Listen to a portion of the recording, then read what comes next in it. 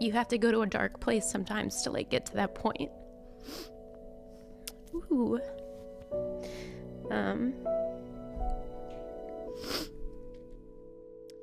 Lucy Hale got emotional while talking about her journey to sobriety and struggles with an eating disorder. The 33-year-old actress's appearance on the Diary of a CEO podcast with Stephen Bartlett was released on Thursday, and she got candid about the long road it took in order to get sober. For me, the coping mechanisms I discovered worked for me were like incredibly self-destructive and self-sabotaging. And I'm not sure when this podcast comes out, and I've never talked publicly until yesterday about being sober. I have a little over a year of sobriety, which, you know, the people in my life, my friends, my family, who are just the greatest people in the world and have stood by my side for, you know, I've been working on getting sober since I was 20. I'm 33. It takes time. It took time, and it took patience with myself. Lucy went on to explain what alcohol did for her and how it made her feel like her best self. But now she knows that was not the case. Basically, what alcohol did for me, it did a couple of things. It was like this feeling of, oh my God, this is what I've been searching for my whole life. I'm my truest self, right? Like I'm so much funnier and cooler and people like me. That's all bullshit. Guess what? Not true. I was not myself, not my truest self. But it started with, wow, I can be free and funny and boys will like me. This is when I'm younger, right? And I just like held on to that belief that real Lucy came out when she was drinking. Guess what? Real Lucy did come out, but it was that rage and pain that I had been holding on to for so long. But it also quieted my mind. I feel like, and I'm not the only person on the planet that deals with this, but like my brain just doesn't shut off. It's exhausting.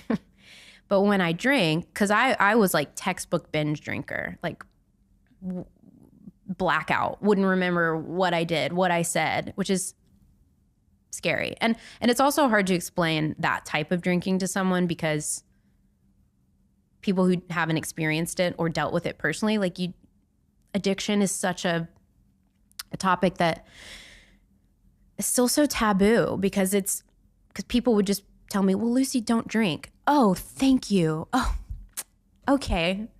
Thank you so much. I'll try that. Thanks.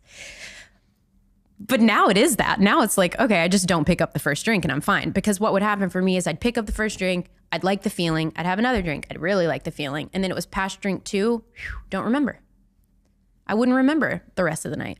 The Pretty Little Liars star concluded by sharing about her, quote, darkest times, but did reveal to be a very, quote, resilient person. Was there a darkest day?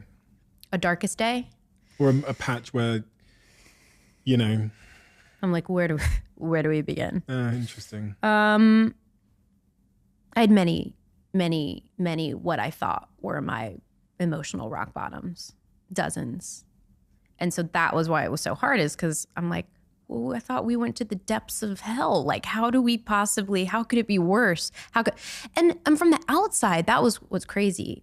No one would have known. So it was like everything externally didn't match what was happening internally. So then I just felt like a fraud. I was like, this isn't adding up and it's not real and it's not right. I want things to match up and look the same. I just felt like totally undeserving of everything that was happening.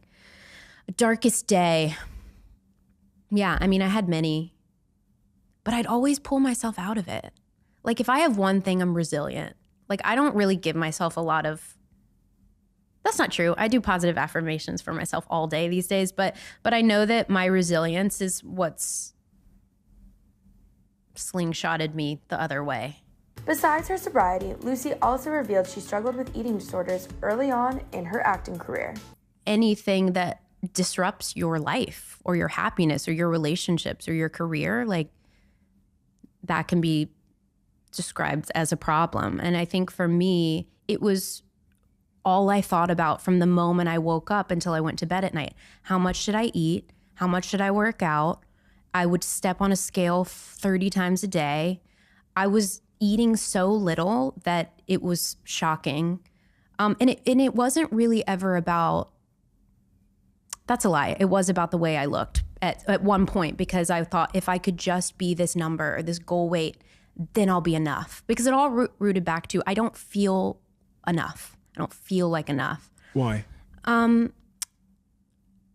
that's still a question I'm figuring out, because self-worth and knowing I'm enough, like, where did the thought of I'm not enough come from? Did I hear it when I was a kid? I don't know. Did I hear something that resonated as you're not enough? Maybe. Lucy's podcast appearance comes just a little over a week after she shared an emotional message on Instagram about being 1 year sober, posting a pic of a cute cake with pink icing, rainbow sprinkles, and a big 1 year in the middle. Captioning the post, "Bear with me, this is an alternative Valentine's Day post.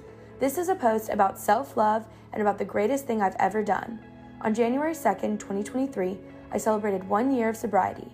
While this journey has mostly been private, I felt compelled tonight to let anyone who is struggling know that you are not alone and you are loved." Lucy received love and support in the comments from many of her former PLL co-stars and friends, including Shay Mitchell, who simply commented a red heart emoji. Troy Belisario wrote, "Congratulations to you, Lucy. This is brave and cool and inspirational, and you deserve all the self-love and love from others that goes with it." And Demi Lovato, who has had her own struggles with sobriety, commented how honored she was to be on the 33-year-old actress's journey with her and vice versa, penning, "I'm so proud of you, sis. I love you so much.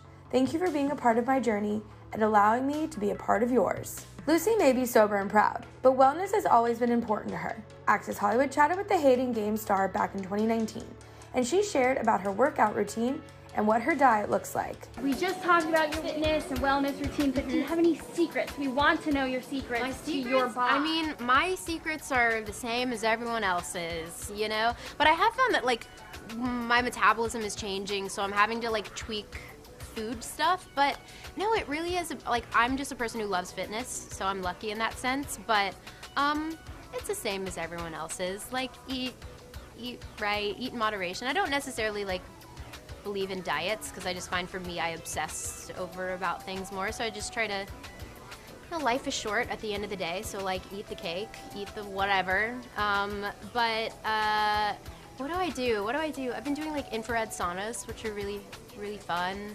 I do, like, try all the trends, though. What did I try recently? Celery juice wasn't for me. Not about that life, no thanks. But there really are no secrets. It's just kind of get up and do me. Yeah. I wish I could share more.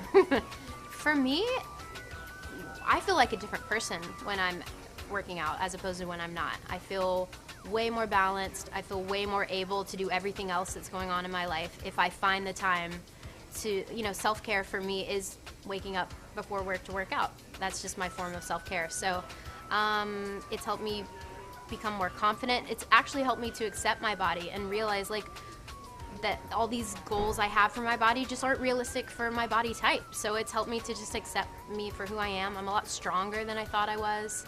And I just overall feel way better about life. I'm happier. I'm nicer to people. Life just runs more smoothly when I incorporated fitness into my life.